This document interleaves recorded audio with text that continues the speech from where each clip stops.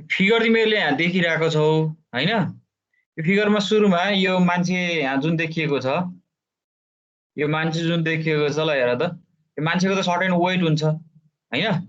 यसको अब यो 60 केजी 70 केजी 80 100 केजीको होला यो हैन।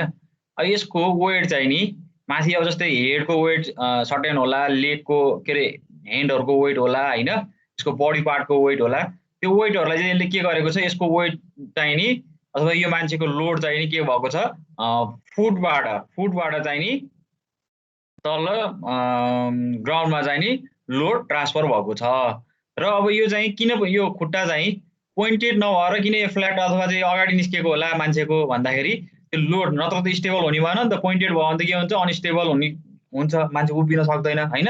उभिनलाई र त्यो लोड चाहिँ माथिबाट आएको ज्यानमा यो बडीबाट आएको लोडलाई चाहिँ त्यो धेरै नै एरिया प्रोभाइड गरेर लोड चाहिँ नि लार्ज एरियामा चाहिँ नि डिस्ट्रिब्युट गर्न के अरे गर्छ हैन। र यो अब जनरली हामीले हेर्दाखेरि मान्छेको एउटा बडी स्ट्रक्चरमा पनि जुन फाउन्डेसनको चाहिँ नि काम चाहिँ हाम्रो फुटले चाहिँ गरिराखेको हामीले देख्न सकिन्छ। र यदि त्यो खुट्टा चाहिँ नि हाम्रो जुन फ्ल्याट नभएर अथवा हाम्रो जुन माथि बडीबाट आएको लोड चाहिँ नि लार्ज एरियामा डिस्ट्रिब्युट गर्ने नभएको भए अथवा त्यो खुट्टा चाहिँ पोइन्टेड भएको भए के हुन्थ्यो, मान्छे स्टेबल हुन नसक्थ्यो होला हैन। अथवा त्यो पोइन्टेड लोड चाहिँ पोइन्टमा चाहिँ ट्रान्सफर भएको भए चाहिँ के हुन सक्थ्यो, पन्च हुन सक्थ्यो हैन ग्राउन्डमा। पन्च भइसकेपछि चाहिँ अब मान्छेलाई हिँड्नलाई पनि अप्ठ्यारो हुन्थ्यो होला अथवा स्टेबल हुन सक्थेन होला हैन। त्यो कारणले गर्दाखेरि त्यो एरिया चाहिँ हामीहरूको त्यो खुट्टाले गर्दाखेरि चाहिँ नि फुटको एरिया चाहिँ लार्ज भएको कारणले गर्दाखेरि त्यो एरिया हाम्रोबाट आएको लोड चाहिँ नि त्यसलाई चाहिँ हाम्रो लार्ज एरियामा चाहिँ डिस्ट्रिब्युट गर्छ र हामी स्टेबल भएर ठडिएर हिँड्न सक्छौँ है। र यही यस्तै खालको प्रिन्सिपल युज गरेर नै बिल्डिङमा पनि गरिएको छ। र यहाँ तिमीहरूले बिल्डिङ हेर्न सक्छौ, जुन राइट ह्यान्ड साइडपट्टि छ बिल्डिङ। यो बिल्डिङमा चाहिँ अब त्यसलाई चाहिँ सुपर स्ट्रक्चर र सब स्ट्रक्चर भनेर डिस्ट्रिब्युट गरेको छ। सुपर स्ट्रक्चर भनेको चाहिँ जमिनदेखि माथिको भाग हो हैन, र सब स्ट्रक्चर जमिनदेखि दुईको भाग हो।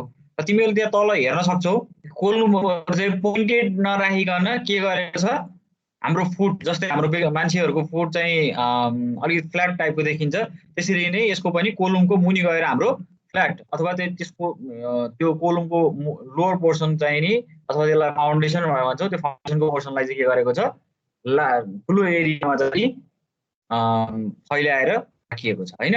र त्यसले के गर्ने भयो, माथिबाट आएको लोडलाई चाहिँ नि लार्ज एरियामा चाहिँ नि डिस्ट्रिब्युट गर्ने भयो।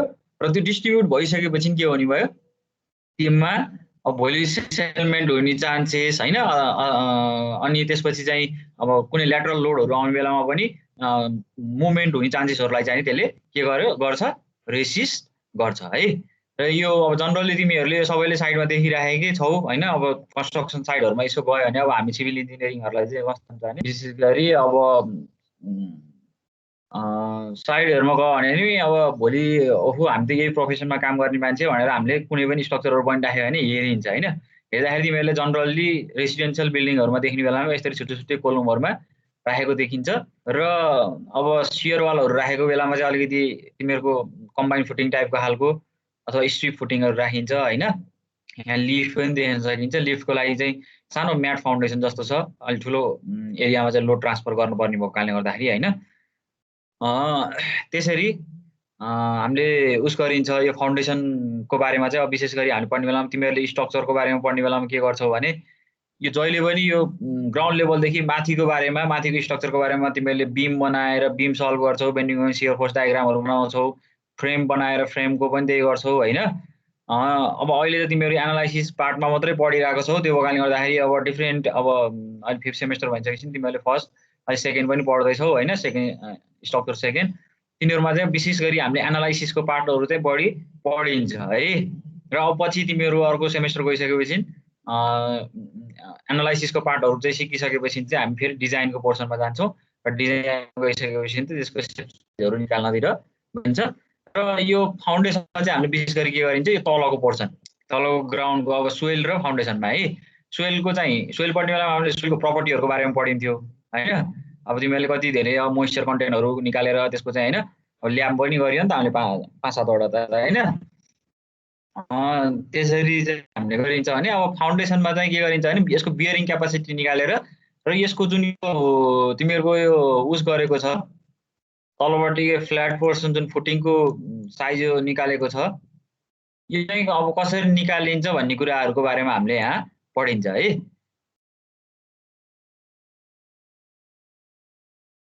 र कस्तो कस्तो केसमा कस्तो फुटिङहरू राख्ने भन्ने कुराहरू पनि आउँछ।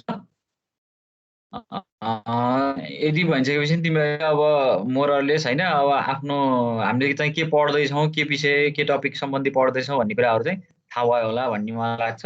हामी चाहिँ अब यो सिलेबसको बारेमा कुरा गरौँ। सिलेबसमा चाहिँ नि के छ भने यो तिमीहरूको फाउन्डेसनको चाहिँ नि 10वटा च्याप्टरमा चाहिँ नि यसलाई डिभाइड गरिएको छ फाउन्डेसन 10वटा च्याप्टरमा र 10वटा च्याप्टर को चाहिँ अब 80 मार्क्सको एक्जाम हुन्छ होइन टोटल र यो चाहिँ 45 आवरमा चाहिँ पढाएर भ्याउनुपर्छ भन्ने छ। त्यसपछि यहाँ मैले यो टेबलमा चाहिँ राखेको छु कति कुन च्याप्टर चाहिँ कति आवरमा भ्याउनु पर्ने र अब कुन च्याप्टरबाट कति मार्क्स आउँछ एक्जाममा भन्ने कुराहरू पनि राखेको छ र अब सबै यहाँ लेखे अनुसार ठ्याक्कै यो 1 आवर भनेर 1 आवरमा यो सकिन्छ अथवा यो सक्नुपर्छ भन्ने छैन होइन। अब कुनै छिटो होला कुनै ढिलो होला त्यो हिसाबले गरौँला। र यहाँ हेर्दाखेरि तिमीहरूलाई अरू च्याप्टरहरू त लगभग एकचोटि पढेपछि अथवा केही आफूलाई थाहा भइसकेपछि चाहिँ नि लगभग लेख्न सकिन्छ थ्योरी पार्ट जस्तै हुन्छ। तिमीहरूले एकदम फोकस्ड गर्न पर्ने भनेको चाहिँ च्याप्टर यो च्याप्टर 3 अर्थ प्रेसर थ्योरिज चाहिँ एउटा अलिकति मोर फोकस्ड गर्नुपर्छ किनकि यसमा डेरिभेसन आउँछ, डेरिभेसन प्लस न्युमेरिकल दुईटा क्वेसन आउँछ यसबाट। त्यस्तै च्याप्टर 6 पनि यो बियरिङ क्यापासिटी निकाल्ने र सेटलमेन्ट अफ स्यालो फाउन्डेसनको बारेमा हो र योबाट पनि तिमीहरूको दुईटा क्वेसन आउँछ। यो पनि अलिकति मेन फोकस गर्नुपर्छ। र अर्को भनेको हाम्रो पाइल फाउन्डेसन चाहिँ अलिकति किनकि यो अब सब स्ट्रक्चरको बारेमा ठ्याक्क हामीले जस्तो देखिन्छ जस्तै हामीले क्यालकुलेसन गर्न सकिन्छ। तिमीहरूले स्ट्रक्चर पढ्ने बेलामा बेन्डिङ मोमेन्ट शेयर फोर्स डायग्रामहरू बनाउने बेन्डिङ मोमेन्ट शेयर फोर्सहरू निकाल्ने प्रत्येक पोइन्टहरू पनि निकाल्न सकिन्छ। यसरी चाहिँ अब त्यो भिजुएबल अथवा चाहिँ उस छैन पाइल फाउन्डेसनमा धेरै कुराहरू चाहिँ हामी गर्नुपर्ने हुन्छ होइन।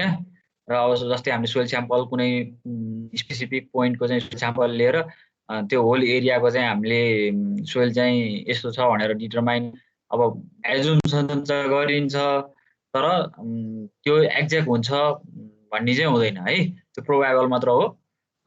त्यो कारणले गर्दाखेरि अब यो पाइल फाउन्डेसन चाहिँ अलिकति फर्मुलाहरू यिनीहरू चाहिँ अलिक टिडियस छन् र त्यो एउटा च्याप्टर चाहिँ अलिकति राम्रोसँग यदि च्याप्टर 8 च्याप्टर 6 र च्याप्टर 3 चाहिँ नि राम्रोसँग तिमीहरूले चाहिँ गर्यौ हेऱ्यौ यसलाई चाहिँ राम्रोसँग प्र्याक्टिस गर्यौ 3टा च्याप्टरलाई भने अरू च्याप्टरहरू चाहिँ अब सर्फेसली हेऱ्यो भने पनि एक्जाममा जस राम्रो गर्छौ है। र सुरुको च्याप्टरमा हामीले इन्ट्रोडक्सन फाउन्डेसनको बारेमा इन्ट्रोडक्सन गर्छौँ होइन। अब त्यसमा फाउन्डेसन भनेको के हो र फाउन्डेसनको क्लासिफिकेसनको कुराहरू आउँछ त्यसमा। सेकेन्डमा सोइल एक्सप्लोरेसनको कुराहरू छन्, यसमा सोइल टेस्टहरू जुन एसपिटी डिसिपिटी होइन टेस्टहरूको कुराहरू गरिन्छ। त्यस्तै अर्को lateral earth pressure theory and retaining वालको कुराहरू छ। यो चाहिँ तिमीहरूको ल्याटरल अर्थ प्रेसरको चाहिँ डेरिभेसनहरू छन्। अलि कोइसिभ र कोइजनलेसको केसमा मल्टिपल न्युमेरिकलहरू छन् त्यसमा के अरे डेरिभेसनहरू छन् र त्यो मध्येको त्यो डेरिभेसनहरू जुन हाम्रो ऱ्याङ्किङ कोलुम्स थ्योरीहरू आउँछ त्यसमा। र यसमा यो च्याप्टर 3 को त लगभग लोकसेवाहरूमा पनि सोध्छ त्यहाँबाट क्वेसन है। अर्को आर्चिङ इन सोइल एन्ड कटको कुराहरू छ। सोइलमा चाहिँ जब हामीले सोइल कट गर्छौँ होइन सोइललाई कटिङ गर्ने बेलामा अथवा एक्जाभेसन गर्ने बेलामा जुन आर्चिङ फर्मेसन हुने कुराहरू अनि त्यसमा चाहिँ ब्रेस कटहरू कस्तो कस्तो राख्ने भन्ने कुराहरूको बारेमा चाहिँ नि हामी च्याप्टर 4 कहिलेकाहीँ चाहिँ अब ठुल्ठुलो ट्रेन्चहरू खन्नु पऱ्यो फाउन्डेसनहरू खन्नु पऱ्यो केसमा चाहिँ त्यो यो यसको थ्योरीहरू चाहिँ युज हुन्छ। त्यस्तै त्योबाट पनि अर्को चाहिँ छ हाम्रो फ्लेक्जिबल रिटेनिङ स्ट्रक्चर एन्ड कोफर्टको कुराहरू छ। यो चाहिँ हाम्रो टेम्पोररी स्ट्रक्चर हो। यो फ्लेक्जिबल रिटेनिङ स्ट्रक्चरमा चाहिँ के छ भने जुन तिमीहरू सिट पाइलिङको कुराहरू आउँछ यसमा जस्तै हाम्रो कुनै पनि स्ट्रक्चरहरू कन्स्ट्रक्सन हुँदैछ भने हाम्रो त्यो सिट पाइलिङहरूको कुराहरू चाहिँ आउँछ एक्जाबिसनहरू गर्नु पर्यो एकदम डिप एक्जाबिसनहरू गर्नु पर्यो भने चाहिँ नि सिट पाइलिङको कुराहरू आउँछ है। र अर्को कोफर ड्याम भने चाहिँ लगभग तिमीहरूलाई थाहा छ होला, कुनै पनि रिभरहरूको डिरेक्सनहरू चेन्ज गर्नु पर्यो होइन, अथवा चाहिँ कुनै पनि वर्किङ रिभर साइडहरूमा वर्किङ स्पेसहरू चाहिँ हामीले क्रिएट गर्नु पर्यो होइन। जस्तै ड्यामहरू बनाउने केसमा, ब्रिजको पाइलिङहरू गर्ने केसहरूमा, एबिटमेन्टहरू बनाउने बेलामा चाहिँ हाम्रो त्यो जुन रिभरको डिरेक्सनहरू चेन्ज गर्नको लागि कोफर ड्यामहरू बनाइन्छ। र त्यो कोफर ड्यामले चाहिँ के गर्छ, अब त्यो भनेको चाहिँ एउटा अल्टरनेटिभ के अरे टेम्पोरेरी स्ट्रक्चर हो होइन। त्यहाँको त्यो जुन हाम्रो स्यान्ड ग्राभलहरू युज गरेर गरिन्छ, र त्यसले चाहिँ रिभरहरूको डिरेक्सनहरू चेन्ज गरेर हाम्रो वर्किङ स्पेसहरू क्रिएट गराउनलाई चाहिँ काम गर्छ है। र अर्को bearing capacity and settlement of फाउन्डेसनको कुराहरू पढिन्छ त्यसमा हामीले। अब बियरिङ क्यापेसिटी कसरी निकाल्ने होइन, सेटलमेन्ट मिनिमम सेटलमेन्ट कति हुनुपर्ने, त्यसको चाहिँ त्यस न्युमेरिकलहरू पनि आउँछ यो च्याप्टर 6 मा चाहिँ। त्यस्तै म्याट फाउन्डेसन छ। अब म्याट फाउन्डेसनको चाहिँ हाम्रो जनरल अब डिफ्रेन्ट टाइप्स अफ म्याट फाउन्डेसनहरू छन्। अब ती म्याट फाउन्डेसनहरूको बारेमा पढिन्छ र कुन अब टाइपको म्याट फाउन्डेसन चाहिँ अब कति बेला युज गर्ने, कस्तो स्ट्रक्चरमा युज गर्ने होइन। त्यसपछि एउटा कुनै चाहिँ हाम्रो कन्भेन्सनल मेथडको चाहिँ नि न्युमेरिकल पनि हामी त्योबाट चाहिँ नि सल्भ गर्छौँ। त्यो अर्को पाइल फाउन्डेसनको कुराहरू छ होइन। अब यो पाइल फाउन्डेसनहरू त अब ठुल्ठुलो हेभी मासहरू छ। त्यो मास चाहिँ नि हाम्रो जुन स्यालो फाउन्डेसनमा अथवा चाहिँ जस्ट बेनिस अथवा इमिडिएटली ग्राउन्ड सर्फेसभन्दा केही तलको डेप्थहरूमा चाहिँ हाम्रो त्यो लोड ट्रान्सफर नहुन सक्ला। त्यो भयो भने चाहिँ एकदम डिप फाउन्डेसनहरू गराउनु पर्ने कन्डिसन आयो भने यो पाइल फाउन्डेसनको कुराहरू आउँछ। र त्यो पनि हामी त्यसमा पढिन्छ। र अर्को वेल फाउन्डेसनहरू छ। वेल फाउन्डेसन पाइल फाउन्डेसनहरूले पनि रेसिस्ट नगर्ने र ठुलो एउटै जस्तै टावरहरू बनाउनु पर्ने भयो, टावर टाइपको स्ट्रक्चरहरू बनाउनु भयो भने चाहिँ हाम्रो वेल फाउन्डेसनहरू हुन्छ। र वेल फाउन्डेसन चाहिँ नेपालमा युज भएको अहिले मैले सुनेकोमा चाहिँ होइन, अब आफूले ट्याक्क देखेको चाहिँ होइन। तिमीहरू अब कतिजना यो कर्णाली चिसापानीको त्यो जुन केबल स्टेट ब्रिज छ, केबल स्टे ब्रिज छ होइन, त्यो केबल स्टे ब्रिज को जुन बिचको टावर चाहिँ राखिएको छ त्यो चाहिँ वेल फाउन्डेसन बनाएर राखिएको हो भन्ने छ होइन। अब त्यसको बारेमा पनि हामी अझ डिटेलमा चाहिँ पढौला पछि नै। र यी फाउन्डेसनको कुराहरू जुन बियरिङ क्यापेसिटी फाउन्डेसनका कुराहरू होइन सबै पढिसकेपछि अब लास्टमा गएर के हुन्छ, अब कहिलेकाहीँ चाहिँ हाम्रो एउटा लिमिटेसन हुन्छ होइन। फाउन्डेसन पनि अब कस्ट लिमिटेसन होला होइन, अथवा फाउन्डेसनको चाहिँ नि सोइलको चाहिँ नि त्यो जुन कति डेप्थमा जाने अथवा कति डेप्थमा जाँदाखेरि पनि त्यो हामीलाई रिक्वायर्ड चाहिँ बियरिङ क्यापेसिटी चाहिँ नपुग्ने सिचुएसन होइन, अथवा चाहिँ त्यो लोकेसन साइट सेलेक्सन गर्ने बेलामा पनि हामीले त्यो साइट सेलेक्सनलाई चाहिँ चेन्ज गर्न नसकिने ठ्याक्क त्यो लिमिटेसन चाहिँ हामीलाई यही ठाउँमा चाहिँ रिक्वायर्ड हुन्छ। र त्यो ठाउँमा हामीले रिक्वायर्ड भएको ठाउँमा चाहिँ जुन सोइलको बियरिङ क्यापेसिटीहरू विक भयो भने त्यहाँ चाहिँ हामीले सोइलको बियरिङ क्यापेसिटी कसरी इम्प्रुभमेन्ट गर्न सकिन्छ भन्ने कुरा चाहिँ हामीले, अथवा कुनै पनि सोइल चाहिँ अब बिल्डिङ कन्स्ट्रक्सन गर्दैछौँ हामीले, र त्यो बिल्डिङ कन्स्ट्रक्सन गर्ने बेलामा त्यो बिल्डिङ कन्स्ट्रक्सन गर्ने साइट होइन, अब अझ अहिले त हाम्रोमा त के छ हेर, एकदम सानो सानो त्यो एकदम अब सानो उसमा के भन्छ पिचहरूमा चाहिँ नि हाम्रो ल्यान्डलाई चाहिँ डिभाइड गरिराखिएको अवस्था छ। त्यो डिभाइड गर्दाखेरि अब भोलि त्यो लार्ज एरिया भएको अब डिफ्रेन्ट साइट सेलेक्सन गरेर हामीले बिल्डिङहरू अब हाम्रो घर मात्र बन्ने चाहिँ जग्गा छ, अब त्यसमा चाहिँ त्यही लोकेसनमा चाहिँ हामीले बिल्डिङ बनाउनु पर्ने छ। तर त्यो लोकेसनको बिल्डिङको चाहिँ सोइल चाहिँ एकदम पोर छ, विक छ होइन, अथवा त्यसको बियरिङ क्यापेसिटी चाहिँ नि विक छ भने हामीले त्यसको बियरिङ क्यापेसिटी, त्यो साइटको बियरिङ क्यापेसिटी कसरी बढाउन सकिन्छ भन्ने कुराहरूमा, अथवा चाहिँ इकोनोमिक हिसाबले अब बिल्डिङ बनाउन गइरहेको छ रेसिडेन्सियल बिल्डिङ, अब त्यसमा चाहिँ म पाइल फाउन्डेसन राख्छु भनेर पनि चाहिँ भन्न अब राख्न नसकिएला, त्यो कस्ट इफेक्टिभ नहोला होइन। अब त्यस्तो ठाउँमा चाहिँ हामीले सोइल इम्प्रुभमेन्ट गर्नुपर्ने हुन्छ है। र त्योबाट चाहिँ हामीहरूको 4 मार्क्सको आउँछ लास्ट च्याप्टरबाट। टोटल अल टोटल 80 मार्क्सको हुन्छ र 20 मार्क्सको प्र्याक्टिकल हुन्छ। र 20 मार्क्स चाहिँ तिमीहरूको इन्टरनल एसेसमेन्टबाट हुने हो। अब एसेसमेन्टको कुरा चाहिँ अब पछि म तिमीहरूलाई अब च्याप्टर 5 सकिने बेलामा चाहिँ म एकचोटि इन्फर्म गर्छु। अब भोलि कलेज चाहिँ एकदम अब रन हुने सिचुएसन भयो, कोभिड कन्ट्रोल भयो भने चाहिँ हामी एउटा एसेसमेन्ट लिन्छौँ, 2टा एसेसमेन्ट लिन्छौँ च्याप्टर 5 र एउटा च्याप्टर 10 सकिसकेपछि होइन। भएन भने चाहिँ अब तिमीहरूलाई मैले यहीँ अनलाइनबाट क्वेसन दिएर सर्टेन टाइम चाहिँ उस गरेर पनि एउटा एसेसमेन्ट लिन सक्छु, त्यो अनुसार चाहिँ प्रिपेयर्ड हुने। र किनकि अब तिमीहरूको यो पालि चाहिँ एसेसमेन्ट लिन पर्ने नि, अब अघिल्लो पालि चाहिँ एसेसमेन्ट लिइएन, के अरे उसबाट मात्र राखियो मार्क्स होइन, के अरे तिमीहरूको प्रेजेन्टेसन असाइनमेन्टहरूबाट राखेँ मैले। यो पालि चाहिँ मैले किन मार्क्स के अरे एसेसमेन्ट लिन्छु भनेर भन्दाखेरि चाहिँ तिमीहरूको प्र्याक्टिकल पनि छैन यो पालि होइन, एसेसमेन्ट पनि लिइएन भने तिमीलाई इभ्यालुएसन गर्न फेरि गाह्रो हुन्छ। त्यो कारणले गर्दाखेरि यो पालि चाहिँ एसेसमेन्ट हुन्छ है। ल यो च्याप्टरको बारेमा अरू केही चिज जान्न मन छ भने क्वेसन रेज गर है। ल फाउन्डेसनको बारेमा च्याप्टर हुनाले सिलेबसको बारेमा कसैलाई केही चिज अझ अरू केही कुराहरू अब एउटा क्युरियोसिटी हुन्छ नि त, भोलि फाउन्डेसन पढिसकेपछि के हुने हो कसो हुने हो, अझ मैले अब अलमोस्ट कुराहरू त मैले कभर गरिसकेँ होइन। तैपनि अब तिमीहरूले केही मैले भन्न छुट्यायो जस्तो लाग्छ, केही कुराहरू चाहिँ जान्न इच्छुक छौ भने चाहिँ सोध्दा हुन्छ है।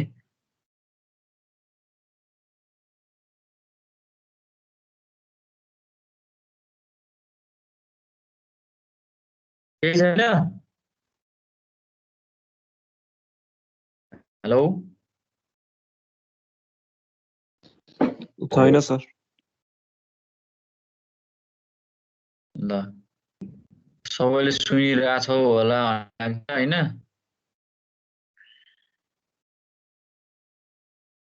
अब तिमीहरूको त अनलाइन भएर सकिन्छ क्या हो ब्याचलरै।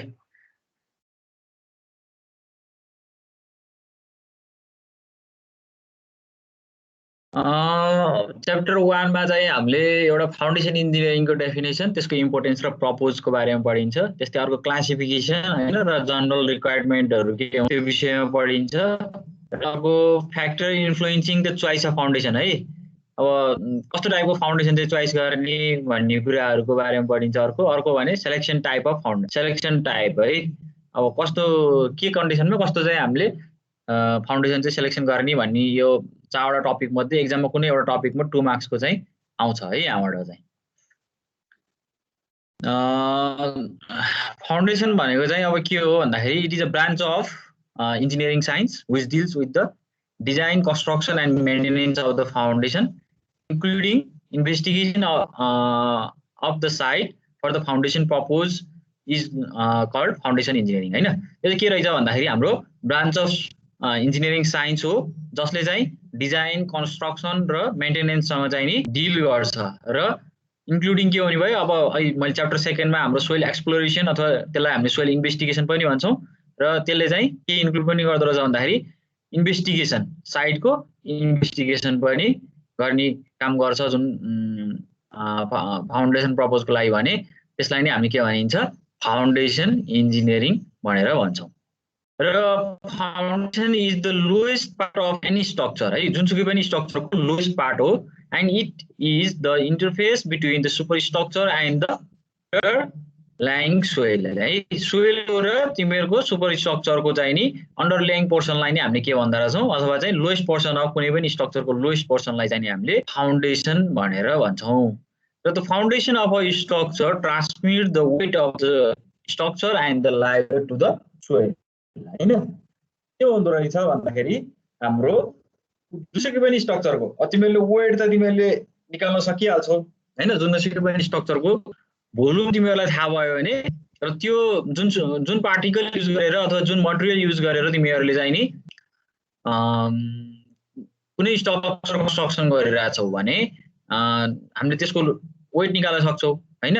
र त्यो वेटलाई चाहिँ नि ट्रान्सफर गर्छ अथवा ट्रान्समिट गर्छ सोइलमा अथवा ग्राउन्डमा, त्यसलाई नै हामीले के भनिने भयो, फाउन्डेसन भनेर भन्छौँ है। र अथवा फाउन्डेसनको काम चाहिँ सुपर स्ट्रक्चरको लोडलाई चाहिँ के हुन्छ, ग्राउन्डमा लगेर ट्रान्सफर गर्ने हो। अघि नै मैले चित्र देखाएँ मान्छेको, के छ, मान्छेको त्यसको बडी पार्टको वेटलाई चाहिँ नि फुटको थ्रुबाट के गरेको छ, त्यसले सोइलमा अथवा चाहिँ ग्राउन्डमा चाहिँ त्यो लोड चाहिँ नि ट्रान्सफर गर्न हेल्प गरेको छ। र बिल्डिङमा पनि त्यसरी नै यो डिफ्रेन्ट टाइप अफ फाउन्डेसन अथवा डिफ्रेन्ट टाइप्स अफ फुटिङहरूको माध्यमबाट हाम्रो के हुन्छ, लोड चाहिँ नि ट्रान्सफर गराउँछ सुपर स्ट्रक्चरबाट सब स्ट्रक्चरमा है। ठिक छ। अब यसमा चाहिँ अर्को के हुन्छ भन्दाखेरि तिमीहरूको अब जस्तै हाम्रो स्ट्रक्चर इन्जिनियरिङ र फाउन्डेसन इन्जिनियरिङ अथवा जियो टेक्निकल इन्जिनियरिङको चाहिँ बन्ड चाहिँ यस्तो छ कि होइन, एकअर्का दुइटैलाई अन्डर एस्टिमेटेड गर्नै मिल्दैन क्या। जब अब स्ट्रक्चर मात्रै एकदम सेफ बनायो, एकदम चाहिँ स्ट्रक्चर चाहिँ मेरो चाहिँ 100% सेफ छ, मैले एकदम 100% डिजाइन गरेको छु, एकदम फ्लेक्सिबल, एकदम चाहिँ मेजर अर्थक्वेकहरू आउने बेलामा पनि त्यो रेसिस्ट गर्न सक्ने खालको छ भनेर मात्रै पनि त्यसमा हामी डिपेन्ड हुनु चाहिँ हुँदैन र है। र त्यसमा चाहिँ अर्को के हुन्छ भन्दाखेरि सँगसँगै हाम्रो भोलि त्यो जुन सोइल जुन साइड अथवा त्यो सोइलमा चाहिँ त्यो स्ट्रक्चर चाहिँ कन्स्ट्रक्सन हुन्छ, त्यो स्ट्रक्चर कन्स्ट्रक्सन हुने बेलामा चाहिँ के हुन्छ भन्दाखेरि त्यो यदि सोइल चाहिँ नि पोर छ, विक छ, त्यसको बियरिङ क्यापेसिटी चाहिँ त्यति राम्रो छैन, अथवा हामीले हार्ड स्टार्टर चाहिँ नि सर्टेन डेप्थमा चाहिँ हामीले भेटेका छैनौँ, अथवा त्यो हार्ड स्टार्टरमा गएर चाहिँ नि त्यो लोड चाहिँ नि के अरे त्यो फाउन्डेसन चाहिँ नि रेसिस्ट के अरे फाउन्डेसन चाहिँ हार्ड स्टार्टरमा चाहिँ नि बनाइएको छैन भने भोलि के हुन्छ भने अनइक्वल सेटलमेन्ट हुने चान्सेसहरू होइन, लिक्विफिकेसन हुने कुराहरू आउँछ। र त्यो हुने बित्तिकै के हुन्छ भने हामी जतिसुकै पैसा खर्च गरेर सुपर स्ट्रक्चरलाई चाहिँ नि एकदम स्ट्रेन्थनिङ एकदम चाहिँ स्ट्रङ छ भनेर भने पनि सोइल अथवा हाम्रो जुन त्यो ग्राउन्ड कन्डिसन चाहिँ नि विक छ भने त्यति बेला सुपर स्ट्रक्चर चाहिँ फेलियर हुन्छ है। त्यो भएर अब दुइटै सोइल पनि चाहिँ एकदम स्टेबल, एकदम चाहिँ त्यो हार्ड स्टार्टर भएको हुनु पर्यो होइन। र त्यही अनुसार चाहिँ हाम्रो जुन फाउन्डेसन अनि सुपर स्ट्रक्चर डिजाइन पनि सोइलको प्रपर्टी अनुसार चाहिँ हामी डिजाइन गर्नु पर्यो, अनि त्यसपछि मात्रै चाहिँ बल्ल बिल्डिङ चाहिँ नि स्ट्रङ हुन्छ। कुनै एउटा चिजलाई चाहिँ हामीले नेग्लिजेन्स गऱ्यौँ अथवा इग्नोर गऱ्यौँ र एउटा चिजलाई मात्रै चाहिँ हामीले प्रायोरिटी दिएर एकदम चाहिँ राम्रो छ, एकदम स्ट्रङ हुन्छ, बिल्डिङ स्ट्रङ बिल्डिङ छ भन्ने हिसाबले चाहिँ हामीले त्यसलाई एक्सप्यान्ड गर्न सकिँदैन है। र अर्को छ हाम्रो importance and purpose. Foundation are used in almost every civil engineering structure like a building, bridge, dam होइन। हाम्रो लगभग सिभिल इन्जिनियरिङ स्ट्रक्चरहरूको चाहिँ नि सबैमा चाहिँ नि फाउन्डेसन युज हुन्छ। The main purpose of foundation is to transfer the load of superstructure to the soft soil safely होइन। मेन प्रपोज चाहिँ के रहेछ भन्दाखेरि अघि नै मैले भनिसकेँ, हाम्रो सुपर स्ट्रक्चर को लोडलाई चाहिँ नि सेफली चाहिँ नि हामीले सफ्ट सोइलमा ट्रान्सफर गर्ने नै हो यसको मेन प्रपोज फाउन्डेसनको चाहिँ है। र यसलाई चाहिँ दुईटा भागमा डिभाइड गरेको छ, एउटा स्ट्रेन्थ क्यारेक्टरिस्टिक, अर्को डिफर्मेसन क्यारेक्टरिस्टिक्स भनेर छ। स्ट्रेन्थ क्यारेक्टरिस्टिक्समा चाहिँ के हुन्छ भने without exceeding the load capacity of the soft soil strata है। सफ्ट सोइल स्ट्राटाको चाहिँ नि जुन क्यापासिटी छ त्यसलाई चाहिँ एक्सिड नहुने गरेर चाहिँ नि हामीले डिजाइन गर्नुपर्ने हुन्छ। सफ्ट सोइल स्ट्राटाको जुन क्यापासिटी छ त्यो चाहिँ भन्दा हाम्रो सुपर स्ट्रक्चरको लोडको चाहिँ बढी भयो भने फेलियर हुने चान्सेस चाहिँ हाई हुन्छ, त्यो चाहिँ एक्सिड हुनु हुँदैन। र अर्को चाहिँ के छ भने हाम्रो without causing the settlement with the exceed permissible limit होइन। त्यसको कुनै पनि पर्मिसिबल लिमिट हुन्छ सेटलमेन्टको, त्यो एक्सिड नहुने गरेर हामीले डिजाइन गर्नुपर्ने हुन्छ र त्यसलाई हामीले डिफर्मेसन क्यारेक्टरिस्टिक्स भनेर भन्छौँ। त्यस्तै other purpose are including to distribute the weight of the structure over large area so as to avoid the overloading of the soil beneath होइन। हामीले त्यो अघि मैले तिमीहरूलाई देखाएँ जुन हाम्रो फ्ल्याट पोर्सन जुन फुटिङको मुनिपट्टि फ्ल्याट पोर्सन राखिएको हुन्छ स्ल्याब टाइपको, त्यसले चाहिँ के हुने भयो त्यो लार्ज एरिया बनाउने भयो। त्यो लार्ज एरिया भइसकेपछि चाहिँ हाम्रो के हुने भयो त्यो सोइल बेनिथ त्यो फाउन्डेसनको बेनिथमा भएको सोइलमा चाहिँ नि ओभरलोडिङ हुने चान्सेस चाहिँ रिड्युस हुन्छ है। र अब लार्ज एरियामा चाहिँ हाम्रो त्यो जुन लोड चाहिँ नि डिस्ट्रिब्युट हुन्छ।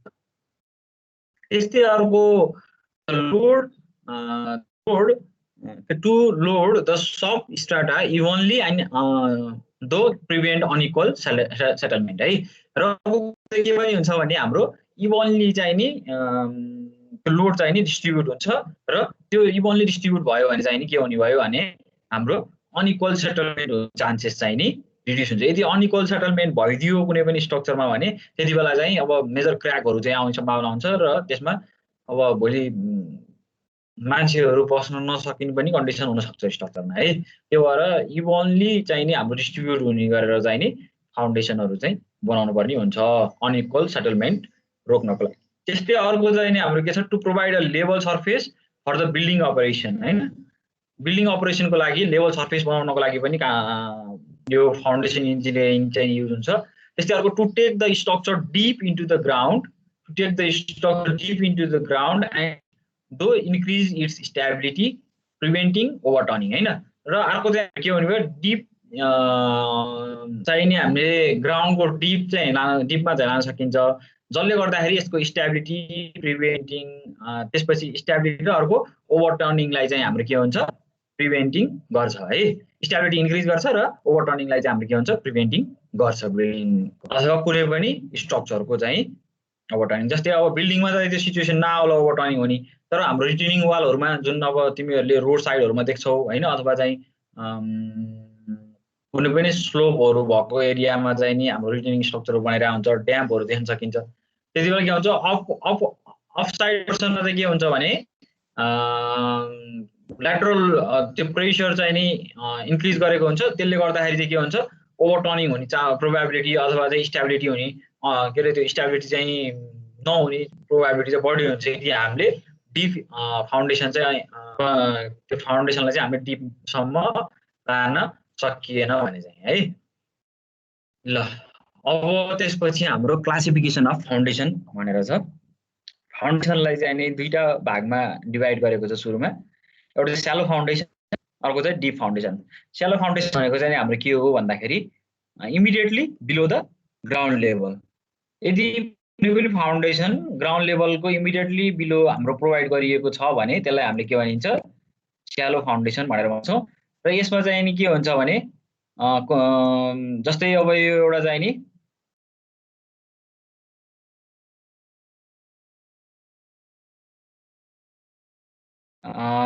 डिप फाउन्डेसनमा के हुन्छ भन्दाखेरि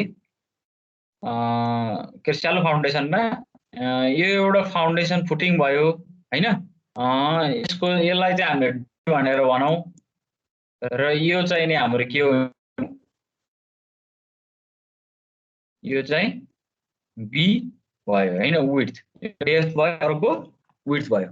यदि हाम्रो डेप्थ विड्थको रेशियो चाहिँ नि less than or equals to depth विड्थको ratio less than or equals to 1 भयो भने त्यति बेला हामीले त्यसलाई चाहिँ के भन्छौँ स्यालो फाउन्डेसन भनेर भन्छौँ है।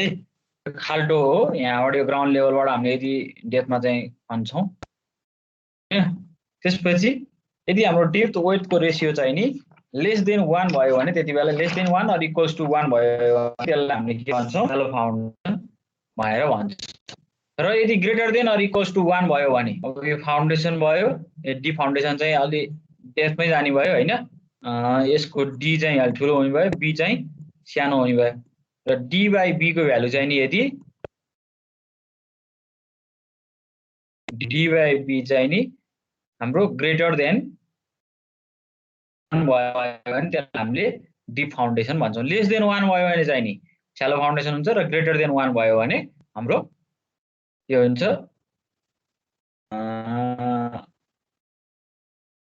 डिप फाउन्डेसन हुन्छ।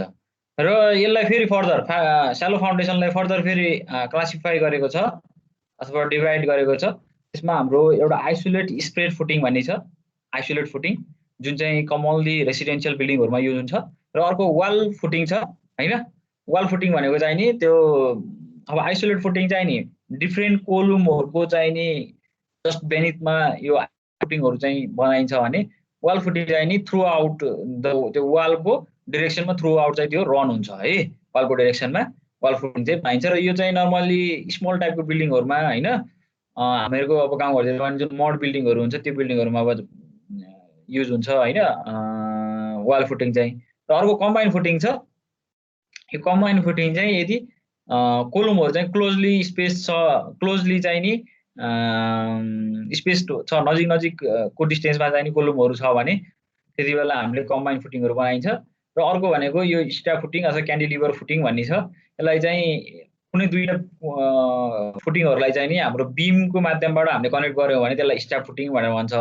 र यो चाहिँ बेसिकली कस्तो लोकेसनमा चाहिँ राखिन्छ भन्दाखेरि चाहिँ हामीले कोलुम चाहिँ प्रपर्टी लाइन चाहिँ हाम्रो के गर्नु पर्यो उठाउनु पर्यो। अब अहिले यो विशेष गरी अर्बन एरियाहरुमा एकदम प्र्याक्टिसमा छ।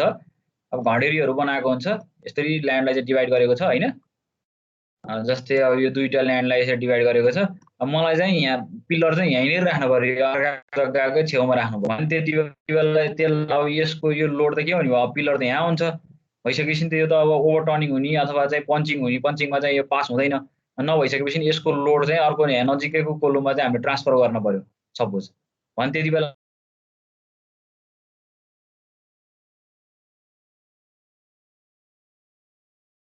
अब अर्को लास्ट वान छ ऱ्याफ्ट अथवा म्याट फाउन्डेसन छ।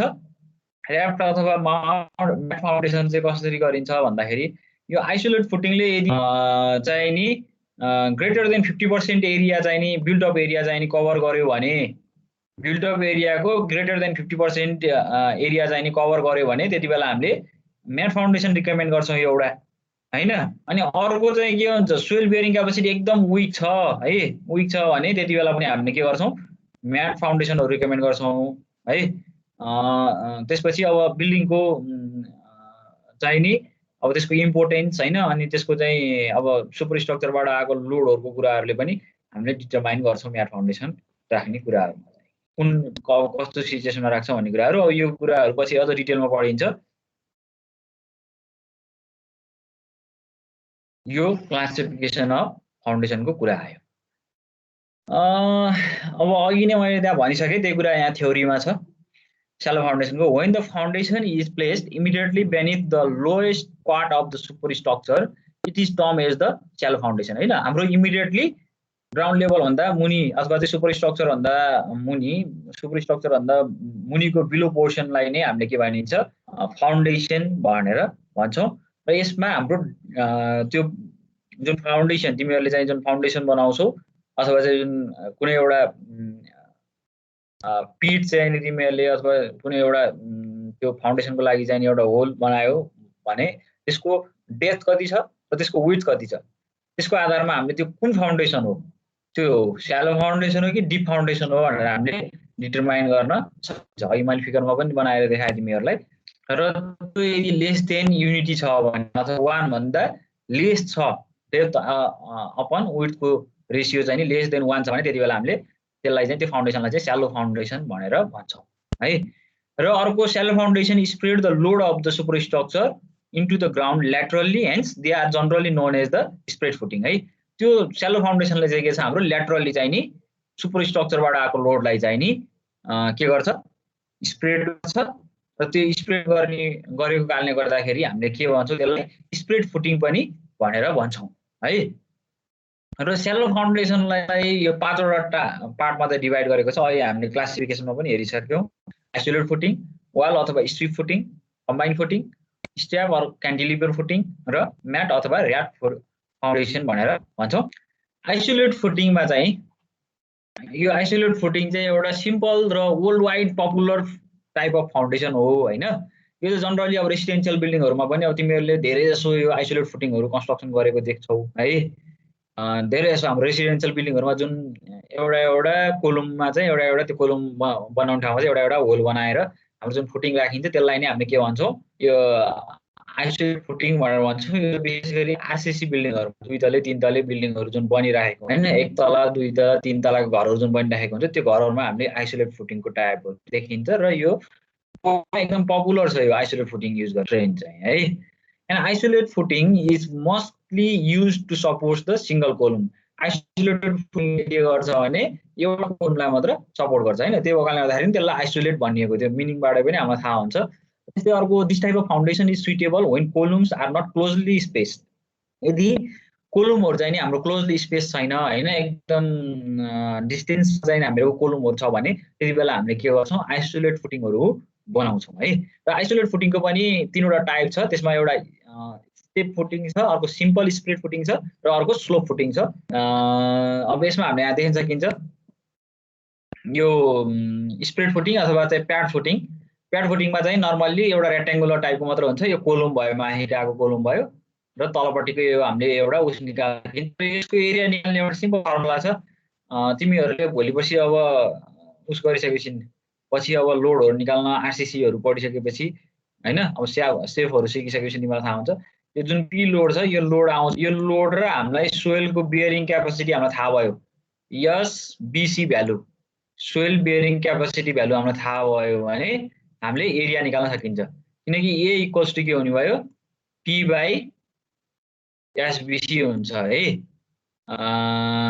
त्यो हुन्छ P भनेको अब त्यो लोड कति आयो त्यो चाहिँ किलोन्युटनमा हुन्छ हैन र अर्को चाहिँ हाम्रो के छ सोइल बेयरिङ क्यापेसिटी पनि के हुन्छ किलोन्युटन पर मिटर स्क्वायरमा हुन्छ त्यो त्यसपछि अब हामीले किलोन्युटन काटेर यो मिटर स्क्वायरले माथि लगायो भने त एरियामा आउने भइहाल्यो अब हाम्रो त्यसपछि एरिया थाहा हुन्छ यो सर्टेन एउटा एरिया आउँछ एमएम स्क्वायरमा फेरि मिटर स्क्वायरमा त्यसपछि तिमीहरूले एल अथवा बी चाहिँ एजुम गर्ने बित्तिकै हामीले त्यो निकाल्न सकिन्छ अब त्यो स्क्वायर फुटिङ राख्ने हो कि रेक्टेङ्गुलर फुटिङ राख्ने त्यो आधारमा हामीले डिटरमाइन गर्न सकिन्छ यो फुटिङ राख्नको लागि चाहिँ है र अब यसमा चाहिँ के गरिएको छ भने अब हामीले बेसिकल्ली अहिले डिजाइन गर्ने बेलामा चाहिँ अब के गर्छु मैले पनि काम गर्ने बेलामा चाहिँ भन्दाखेरि यो जुन प्याड फुटिङै हामीले डिजाइन गरिन्छ र अब कहिलेकाहीँ प्याड फुटिङ डिजाइन गर्दाखेरि अब बिल्डिङको सियर र तिमीहरूको वान वे सियर र टु वे सियरको कुराहरू आउँछ यसमा तिमीहरूको यो आरसिसीको वान वे टु वे सियरमा चाहिँ त्यो पास भएन भने है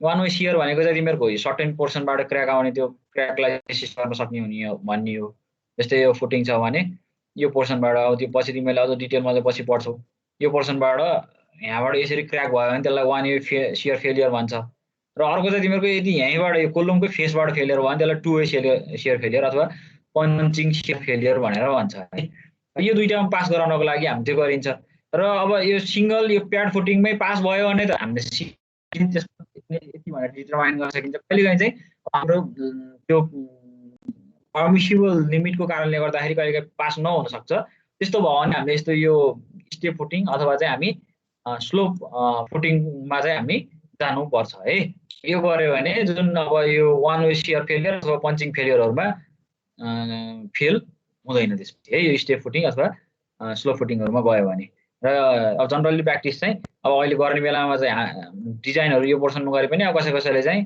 फिल्डमा गर्ने बेलामा यसरी स्लो फुटिङहरू गरेर पनि गर्ने ट्रेन चाहिँ छ है किनकि अब यसमै पास भइसकेपछि त हामीले स्लोप राख्दाखेरि त त्यो अझ मोर सेफ हुने भयो हैन फेरि यो डिजाइन गरेर यो किन गरियो भन्ने कुरा हैन कि योभन्दा यसमा पास भइसकेपछि नि यसमा फेलियर हुँदैन भन्ने हिसाबले हामीले यसरी पनि मान्छेहरूले डिजाइन पोर्सनमा गरे पनि पछि चाहिँ यस्तो खालको ड्रइङहरू बनाएर पनि रिकमेन्ड गर्ने चाहिँ ट्रेन छ है प्रोफेसनल्ली फिल्डमा चाहिँ र अर्को छ हाम्रो वाल अथवा स्ट्रिप फुटिङ अब यो वाल फुटिङ चाहिँ के हो भने अघि नै मैले भनिसकेँ wall footing are pad or spread and strip footing which are used to support the structure or non-structural wall to transmit and distribute the load to the soil हैन अब यसको काम पनि wall footing को काम त soil को माथिबाट आएको wall load लाई चाहिँ soil मा चाहिँ distribute गर्ने नै हो र अर्को चाहिँ यसको के हुन्छ भने the footing runs along the direction of wall त्यो wall को direction मा चाहिँ के हुन्छ फुटिङ पनि रन हुन्छ जस्तै अहिले हाम्रो आइसोलेट फुटिङ चाहिँ के थियो जस्ट कोलमको बेनिथमा मात्र बनाइन्थ्यो भने यो चाहिँ के हुने भयो वालको डिरेक्सनमा यो फुटिङ पनि रिक्वायर्ड हुने भयो है वालको डिरेक्सनमा त्यो पनि रन हुन्छ र त्यसपछि अर्को कुरा छ the thickness and the size of the footing are specified based on the type of soil site हैन सोइल कन्डिसन कस्तो छ अब यो सानो सानो स्ट्रक्चरलाई त अब कस्तो भने सबै सोइल टेस्टै गर्नुपर्छ अब अहिले त तिमीहरूको सानो 2 मिटर 3 मिटरको पनि सोइल टेस्टहरू गर्ने प्र्याक्टिस चाहिँ त डेभलप भएको छ हैन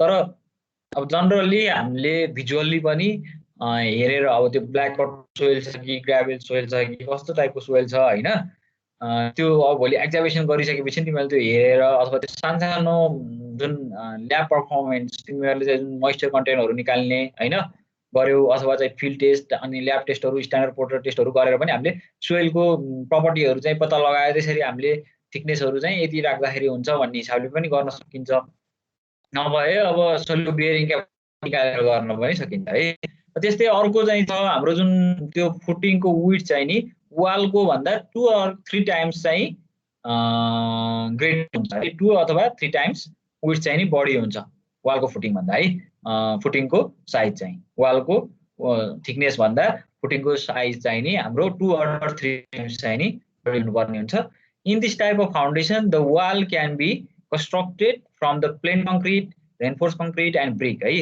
हामीले अब plain concrete बाट मात्रै पनि बनाउन सकियो अर्को reinforced concrete बाट पनि बनाउन सकिन्छ र त्यसपछि अथवा स्टोनबाट पनि अथवा ब्रिकबाट पनि हामीले वालको फुटिङहरू बनाउन सकिन्छ है। र त्यस्तै wall footing is the best suited for the small building हैन। स्मल बिल्डिङको लागि चाहिँ हामीले बेस्ट सुटेड हुन्छ भनेर भन्छौँ।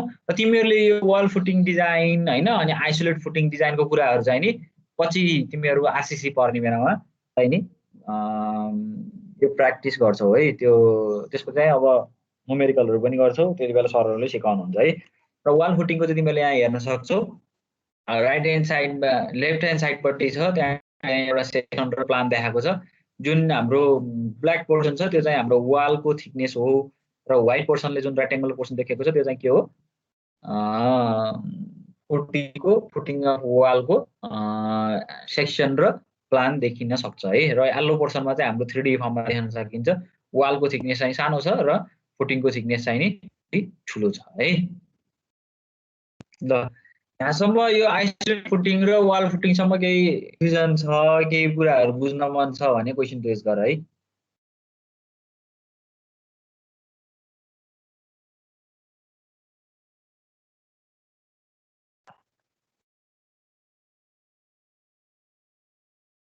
हेलो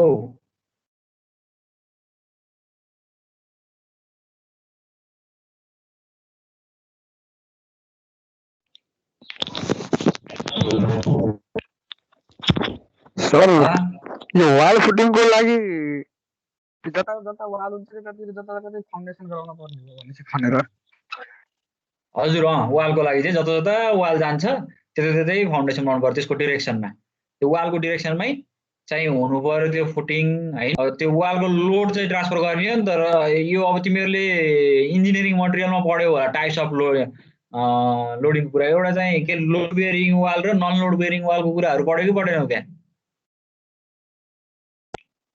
त्यो जुन नन के लोड बेयरिङ वालहरूको लागि त अझ विशेष गरी यो आउँछ, यो वाल फुटिङ चाहिँ हामीलाई रिक्वायर्ड हुन्छ है लोड बेयरिङ वालहरूको लागि चाहिँ।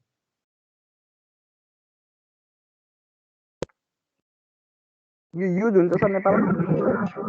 हुन्छ नि, तिमीहरूको अहिले पनि तिमीहरूको मोर देन 50% भन्दा 60% भन्दा एबभ त तिमीहरूको अहिले पनि यो वाल फुटिङै युज हुन्छ। गाउँघरतिरको जुन मड स्ट्रक्चरहरू बन्छ त्यो मड स्ट्रक्चरमा सबै वाल फुटिङै हो युज हुने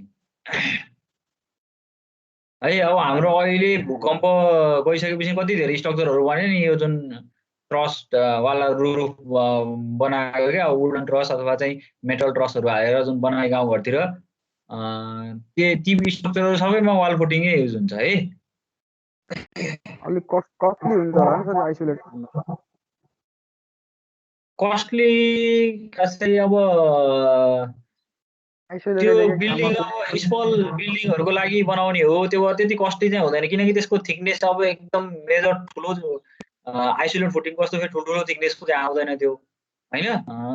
अब त्यसमा त्यो त्यहाँ भनेछ नि त, त्यो भएर तिमीहरूको पिसिसी मात्रै पनि युज गर्न सकिन्छ, ब्रिक मात्रै युज गरेर पनि वाल फुटिङ बनाउन सकिन्छ, स्टोन मात्रै युज गरेर पनि सकिन्छ भने नि त त्यहाँ। त्यही भएर अब हामीहरूको यता आइसोलेट फुटिङमा चाहिँ के भन्छ, रेन्फोर्समेन्ट कम्पलसरी हो। पिसिसीले मात्रै चाहिँ हामीले बनाउन सकिँदैन नि त आइसोलेट फुटिङहरू त होइन। त्यो रेन्फोर्समेन्ट पनि छ सनलाई रेन्फोर्समेन्ट, तर जुन हाम्रो आइसोलेट फुटिङमा युज हुने जस्तो मेजर युज हुँदैन कि त्यसमा चाहिँ एकदम मिनिमम युज हुन्छ रेन्फोर्समेन्ट है। त्यो युज हुन्छ। अब यो हामीहरूको अर्बन एरियाहरूमा चाहिँ युज भएको नदेखिने हो। अब यसमा पनि देखिन्छ ती सानसाना टिनका टरहरू जुन बनिरहेका हुन्छन् नि, तिनीहरूमा त बनिहाल्छ नि, तिनीमा चाहिँ त बनाएर राखेका हुन्छन्। हजुर यो स्ट्रक्चर छ नि, यो पुरै ग्राउन्ड भन्दा तल हुन्छ कि यो फुटिङ मात्र तल अनि वाल चाहिँ बाहिर देखिने सुपर स्ट्रक्चर त्यस्तो हुन्छ? यस्तो हुन्छ। अब तिमीले भन्न खोजेको त अब ग्राउन्ड लेभलदेखि मुनिको पोर्सनलाई चाहिँ हामीले फाउन्डेसन, माथिकोलाई चाहिँ सुपर स्ट्रक्चर भनेर चाहिँ भन्छ थ्योरिटिकल्ली होइन।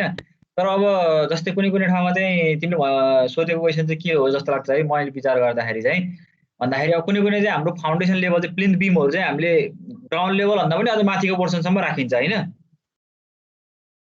अब त्यो राख्दाखेरि चाहिँ त्यो प्लिन्थदेखि मुनिको पोर्सनलाई चाहिँ हामीले सब स्ट्रक्चर भनेर बुझ्नुपर्ने हुन्छ है, प्लिन्थ बिम भन्दा मुनिको पोर्सनलाई।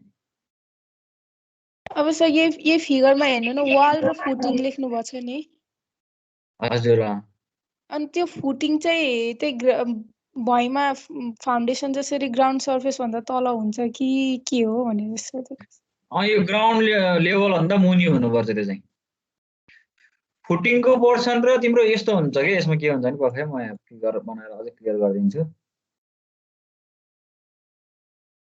यो फुटिङ भयो हैन तिमीहरूको अब के भन्छ भन्दाखेरि यसमा अब यो सोइलको बेसिकली हामी कति डेप्थ जाने भन्ने कुराहरू चाहिँ सोइलको बियरिङ क्यापासिटीमा डिपेन्ड हुन्छ है सोइल टेस्ट गरिसकेपछि थाहा हुन्छ र अब डिफ्रेन्ट पेपरहरू रिसर्च पेपरहरू पढ्ने बेलामा चाहिँ के भन्छ भने मिनिमम पनि अब सोइल चाहिँ यदि विक छैन हार्ड स्टार्टर छ भने मिनिमम चाहिँ 0.6 मिटर चाहिँ हामी तल चाहिँ जानै पर्छ ग्राउन्ड लेभलदेखि तल भनेर भन्छ क्या फुटिङको भनेको अब यसको यो 0.6 मिटर यो 2 फिटकै त यो हुँदैन यो थिकनेस त हैन यो सानो होला अब 200 10 इन्चीको हैन 200 mm को त्यस्तै होला 250 mm को त्यस्तो होला त्यो भइसकेपछि अब ग्राउन्ड लेभल चाहिँ तिमीहरूको यहाँनिरतिर हुनसक्छ क्या यो चाहिँ है यो चाहिँ ग्राउन्ड लेभल हुनसक्छ यो चाहिँ यहाँदेखि तल चाहिँ हामीहरूको उस हुन्छ ग्राउन्ड लेभल मुनिको पोर्सनमा चाहिँ हामी फाउन्डेसन भन्ने हो यहाँबाट माथि चाहिँ हामीहरूको वाल आउने भयो अनि बिल्डिङ बन्ने हो त्यो चाहिँ है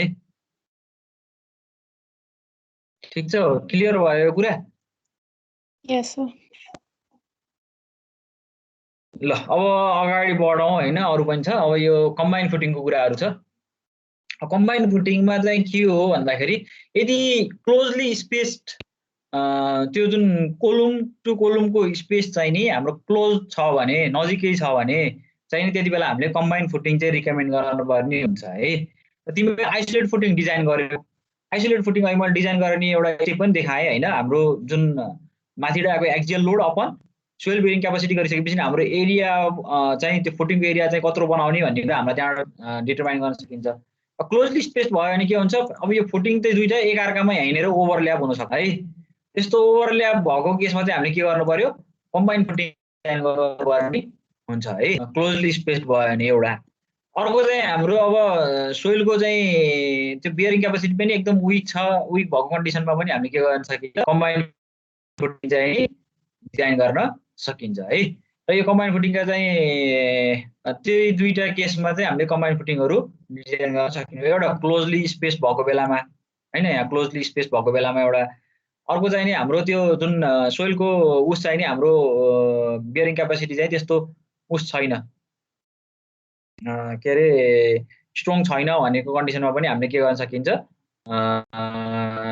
कम्बाइन फुटिङ चाहिँ नि अथवा चाहिँ के भनेको बियरिङ क्यापासिटी जति लो हुने भयो अब हाम्रो अघि नै मैले भने एरिया के छ हाम्रो पी अपन एसबीसी भयो है डी अपन एसबीसी भयो बियरिङ क्यापासिटी चाहिँ हाम्रो एकदम विक छ भने त अटोमेटिकली के हुने भयो यसको एरियाको साइज त बढ्ने भयो हैन यो तलको भ्यालु जति कम हुन्छ त्यति चाहिँ एरिया बढ्दै जाने त हो नि हैन त्यो बढ्दै जाने बेलामा के हुने भयो त्यो चाहिँ ओभरल्याप हुन्छ हैन ओभरल्याप भइसकेको यसमा के हुने भयो कम्बाइन फुटिङ चाहिँ आउने भयो दुईटै है एउटा चाहिँ क्लोजली भयो भने आउँछ बियरिङ क्यापासिटी एकदम विक छ भने त्यो बेला पनि हाम्रो के हुन्छ त्यो फुटिङको साइज एरिया छ अनि बढिसकेपछि फेरि एकअर्कामाथिको एकदम अलिकति डिस्टेन्समा भएको कोलमहरूको पनि फुटिङको एरिया चाहिँ नि ओभरल्याप हुने सम्भावना हुनसक्छ र त्यो भयो भने चाहिँ हामीले के गर्नुपर्छ कम्बाइन फुटिङ डिजाइन गर्न सकिन्छ र त्यो हुँदाहुँदै पनि तिमीलाई मैले अघि नै भनिसकेँ यदि सबै कोलमको फुटिङको एरिया चाहिँ जो चाहिँ हाम्रो जुन बिल्डिङ कन्स्ट्रक्सन एरियाको चाहिँ 50% भन्दा बढी कभर गर्यो भने फेरि हामी चाहिँ के गर्छौँ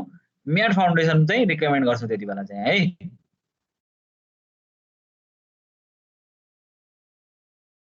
ल अब यहाँ हामीले देख्न सकिन्छ यसमा तिमीहरूले यहाँ देख्न सक्छौ अब 3वटा टाइपको छ हैन यो कम्बाइन फुटिङमा पनि कम्बाइन फुटिङ चाहिँ एकचोटि यतापट्टि विड्थ चाहिँ दुईतिरकै विड्थ चाहिँ बराबर भएको ट्याक्कै रेक्टेङ्गुलर टाइपको त्यति बेला चाहिँ माथिबाट आएको जुन लोड छ एक्जियल लोड त्यो चाहिँ दुईटैको बराबर छ भने हामीले के हुन्छ अथवा बराबर नियर टु बराबर इक्वल्स टु छ भने त्यति बेला हामीले यस्तो खालको रेक्टेङ्गुलर टाइपको चाहिँ नि हामीले के गर्छौँ डिजाइन गर्छौँ कम्बाइन फुटिङ र यदि चाहिँ हाम्रो यतापट्टिको जुन ND1 भनेर भनेको छ त्यो ND1 को भ्यालु चाहिँ नि लेस देन ND2 है P1 अथवा चाहिँ यो कोलमको लोड चाहिँ नि माथिबाट लोड चाहिँ यो कोलमको भन्दा थोरै छ भने हामीले टेम्पर टाइपको सेक्सनको हामीले फुटिङ डिजाइन गर्छौँ यतापट्टिको विड्थ चाहिँ सानो छ उतापट्टिको साइडको कोलमको विड्थ चाहिँ ठुलो छ र जस्ट यसको अपोजिट छ यहाँ मुनिपट्टिकोमा चाहिँ यदि हाम्रो ND1 को भ्यालु चाहिँ जुन माथिबाट आएको लोड छ, कोलममा आएको लोड, सुपर स्ट्रक्चरबाट आएको लोड चाहिँ नि हाम्रो म्याक्सिमम छ भने त्यति बेला हामीले फेरि के गर्छौँ,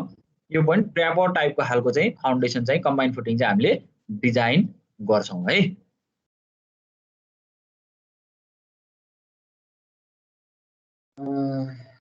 तिमीले यो डिजाइनको पर्सनको कुराहरू त पछि सरले पढाउनुहुन्छ तिमीहरूलाई आरसिसी पढ्ने बेलामा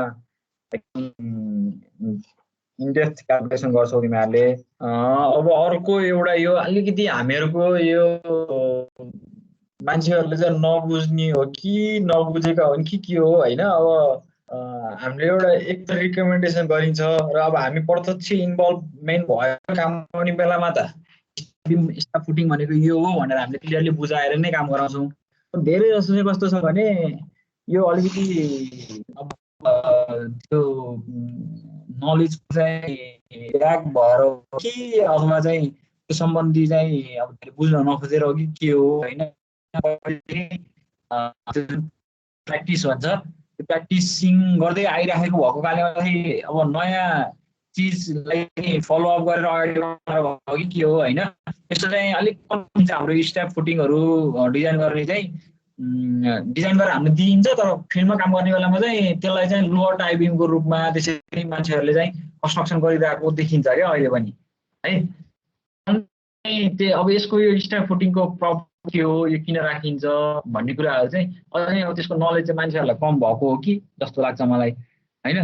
यसमा चाहिँ के छ भने when two or more footing connected by a beam होइन, कुनै पनि दुईटा फुटिङलाई हामीले बिमले कनेक्ट गर्यौँ भने त्यसलाई हामीले के भनिन्छ, कम्बाइन्ड फुटिङ अथवा त्यसलाई हामीले के भनिन्छ, त्यो बिमले कनेक्टिङ गरिसकेको फुटिङलाई चाहिँ नि हामीले स्ट्याफ फुटिङ पनि भनेर भन्छौँ है।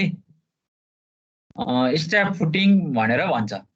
र when a square or rectangular footing located near to the property line है, near to the property line भन्ने के हो भने तिमीहरूको चाहिँ नि जस्तै दुईटा घडेरी छ, अघि नै मैले देखाइसकेँ होइन, यो दुईटा जग्गा छ। अब मलाई चाहिँ त्यो अर्काको जग्गाको सादैबाट चाहिँ मलाई घरको चाहिँ एउटा जग उठाउनु, पिल्लर उठाउनु पर्यो भने के हुन्छ, अब हाम्रो फुटिङ त यस्तो खालको हुन्छ, लोड डिस्ट्रिब्युट हुने बेला त यसरी हुनु पर्यो, बनाउनु पर्यो पिल्लर चाहिँ यहाँ भइसकेपछि होइन। यो अर्काको जग्गामा फुटिङ हाल्न पाइँदैन, नपाइसकेपछि के गर्नु पर्यो, अब आफ्नो साइडमा मात्रै बनाउने बेलामा एक साइडतिर मट्टी मात्रै राख्दाखेरि के हुन्छ, यो चाहिँ तिमीहरूको वान वे अथवा टु वे सियरमा चाहिँ फेलियर हुने चान्सेस चाहिँ एकदम हाई हुन्छ है। पन्चिङ हुने चान्सेस अथवा होइन पन्च हुन सक्छ, किनकि सुपर स्ट्रक्चरबाट आएको लोड चाहिँ कति आउँछ भन्ने कुरामा पनि डिटरमाइन हुन्छ हुनलाई। तर अब भोलि बिल्डिङ अथवा कुनै पनि स्ट्रक्चरहरू जाँदाखेरि ठुलो लोड आउने भयो, आउने बेलामा चाहिँ हामी त्यसो गऱ्यो भने त्यो चाहिँ अब एटिल्ट हुने चान्सेस होइन, फर्किन सक्ने खालको अब एउटा लोड लागेको छ भने त्यो खालको भइदिन सक्छ। किनकि यो छेउमा राख्यो भने त लोड त त्यो फर्किनु खोज्छ, आफै यसरी ओभरटर्निङ हुन खोज्छ हो कि होइन। यो भने त्यस्तो बेला चाहिँ हामीले यसलाई काउन्टर गर्नको लागि यो माथितिर चाहिँ ओभरटर्न नहोस् अथवा चाहिँ यहाँ पन्चमा फेल नहोस् भन्नको लागि के गर्नु पर्यो, यहाँ चाहिँ एउटा यतापट्टिको अर्को कोलमसँग जोड्ने गरेर यहाँनिर एउटा बिम चाहिँ बनाउँछौँ हामीले है। त्यसलाई नै हामीले के भन्छ, स्ट्याफ फुटिङ अथवा बिम पनि भनेर भन्छन् होइन। जनरली प्र्याक्टिसमा बाहिरतिर चाहिँ प्रोफेसनल फिल्डमा युज गर्ने बेलामा स्ट्याफ बिम अथवा स्ट्याफ फुटिङ भनेर भनिन्छ हामीले है। अब यो खासै मान्छेहरूले अब डिजाइन त अहिले एकदमै ऱ्यापिड डिजाइन छ, डिजाइन गरेर पठाउँछन् महानगरपालिकामा पनि अब म्याक्सिमम फाइलहरू। तर प्र्याक्टिसमा चाहिँ अझै पनि प्र्याक्टिस चाहिँ राम्रोसँग मान्छेले बुझेर प्र्याक्टिस गरेको छैन यसको बारेमा चाहिँ है। तिमीहरूले पनि अब भोलिमा गइसकेपछि चाहिँ फेरि स्ट्याफ फुटिङ अनि के हो भनेर चाहिँ भन्ने बेलामा चाहिँ यो अब कहिलेकाहीँ चाहिँ भोलिपछि भाइभाहरूमा पनि सोध्न सक्छ, किनकि अब generally isolate footing, wall footing, combined फुटिङको बारेमा त जसले पनि भन्न सक्छ होइन। स्ट्याफ फुटिङ चाहिँ अलिकति थोरै लजिक दिनुपर्छ क्या यसलाई बुझाउनको लागि चाहिँ है। त्यो भयो होइन। प्रपर्टी लाइनसँग चाहिँ प्रपर्टी लाइनको नियर चाहिँ लोकेट भएको छ कुनै पनि फुटिङहरू भने त्यसलाई चाहिँ हामीले के भनिन्छ, त्यसको लोड चाहिँ नि अथवा त्यो if it is concentrically located under the column under extended into the adjoining property which may not be permissible होइन। त्यो अब प्रमिसिबल नहुन सक्छ, त्यति बेला चाहिँ हामीले के गर्छ, एउटा कोलमबाट अर्को कोलममा चाहिँ लोड ट्रान्सफर गराउनको लागि त्यो बिमहरू युज हुन्छ, त्यसलाई नै हामीले स्ट्याफ फुटिङ भन्ने भयो होइन। For such situation the taper combined footing may be alternative भनेर भन्यो। अब ट्यापर कम्बाइन्ड फुटिङ हामीले बनाउन चाहिँ सकिन्छ यसको अल्टरनेटिभको रूपमा चाहिँ है। जुन अहिले ट्यापर भनेको चाहिँ यो मुनि यो 2 र 3 छ यहाँ भएको, यसलाई चाहिँ हामीले ट्यापर फुटिङ भनेर भन्छौँ है। यो फुटिङ र यो फुटिङलाई हामीले ट्यापर फुटिङ भनेर भन्छौँ। त्यो पनि चाहिँ अल्टरनेटिभ हुनसक्छ स्ट्याप बिमको, तर इकोनोमिक हिसाबले चाहिँ नि यो स्ट्याप फुटिङै डिजाइन गर्नु चाहिँ राम्रो मानिन्छ है। यहाँ तिमीले देख्न सक्छौ, अब यो प्रपर्टी लाइनमै छ ठ्याक्कै हैन, यो पिलर चाहिँ यो चाहिँ सेन्टरमा छ, यो कोलम चाहिँ फुटिङको यो चाहिँ ठ्याक्कै प्रपर्टी लाइनमा छ, हेर त है। अब यसको लोड चाहिँ नि हाम्रो इसेन्ट्रिकली लोडेड छ कि यो कोलम चाहिँ। अब यसको लोड के हुने हो, अहिले मैले भने जस्तै ओभरटर्निङ हुने अथवा पञ्च फेलियर हुने, सियर फेलियरहरू हुनसक्छ यसमा। त्यही भएर यसको लोड चाहिँ हाम्रो के छ, अर्को नियर कोलममा चाहिँ ट्रान्सफर गर्ने है। ट्रान्सफर गर्नको लागि चाहिँ हामीले यो बिम जुन बनाइन्छ त्यसलाई नै हामीले स्ट्याप बिम भनेर भन्छ, अथवा यसलाई एज अ होलमा चाहिँ हामीले भन्ने बेलामा स्ट्याप फुटिङ भनेर भन्छौँ है। र यो एकदमै प्र्याक्टिस छ अहिले चाहिँ, यो 18 हाते 16 हाते 20 हाते घडीहरूमा चाहिँ यो जुन चाहिँ है। ल त्यसपछि अर्को छ हाम्रो म्याट अथवा ऱ्याप फाउन्डेसन। अब मैले कस्तो कस्तो कन्डिसनमा चाहिँ युज हुन्छ यो भनेर चाहिँ भनिसकेँ है। अब एउटा चाहिँ हाम्रो मोर देन 50% भन्दा बढी एरिया फुटिङ अथवा फुटिङ स्ट्याप फुटिङहरूले चाहिँ नि मोर देन 50% भन्दा बढी एरिया कभर गर्यो भने त्यति बेला हामी ऱ्याप फाउन्डेसन चाहिँ रिकमेन्ड गर्छौँ। र ऱ्यापलाई म्याट फाउन्डेसन पनि भनेर भन्छौँ। र इट इज अ स्ल्याब है। अहिलेको चाहिँ हाम्रो आइसोलेट भनेर प्रत्येक कोलमको मात्र बेनिथमा हुन्थ्यो त्यो हैन, अथवा चाहिँ कुनै कम्बिनेसन अन्डर चाहिँ फाउन्डेसन थियो। यो चाहिँ के भन्नु भयो, होल बिल्डिङ इन्टायर बिल्डिङ मा चाहिँ हाम्रो के भन्नु भयो, स्ल्याब बनाउने भयो। र यसले चाहिँ के भन्छ, त्यो स्ल्याबले चाहिँ नि लोडलाई चाहिँ नि ग्राउन्ड गर्छ है। त्यो माथिबाट आएको सुपर स्ट्रक्चरको वेटलाई चाहिँ ग्राउन्डमा ट्रान्सफर गर्ने काम गर्छ। Foundation also used for the load capacity of the soil, and as it is distributed, the weight of the building over the entire area of the building, not over the small zone or an individual point. Foundation के भन्नु भयो, एउटा fitness slab हुने भयो र construction जुन हाम्रो building construction अथवा इन्टायर एरिया बिल्डिङमा चाहिँ फाउन्डेसन बनाइएको हुन्छ, र त्यसले चाहिँ गर्ने भयो। लोड चाहिँ एउटा स्पेसिफिक पोर्सनमा अथवा चाहिँ इन्डिभिजुअल पोइन्ट नभएर होल एरियामा चाहिँ त्यो लोड चाहिँ डिस्ट्रिब्युट गर्ने भयो। र त्यो भइसकेपछि के भन्नु, स्ट्रेस लेभल चाहिँ रिड्युस गर्छ है। सोइल एरियामा सोइलमा ट्रान्सफर हुने चाहिँ रिड्युस हुन्छ। त्यसपछि फाउन्डेसनको पनि हामीले एउटा सामान्य मुनिको थिकनेस चाहिँ के अरे कसरी निकाल्ने भन्ने सम्बन्धी चाहिँ एउटा न्युमेरिकल गर्छौँ म्याट फाउन्डेसनको च्याप्टरमा। च्याप्टर कति छ तिमीहरूको, त्यो चाहिँ 7 मा न्युमेरिकल गर्छौँ है। र सामान्य आज हामी सबै च्याप्टर कोर्सतिर त लाग्ने त होइन हैन, अब हामी यो भर्खर सुरुवात गर्दैछौँ। मेरो चाहिँ मैले आज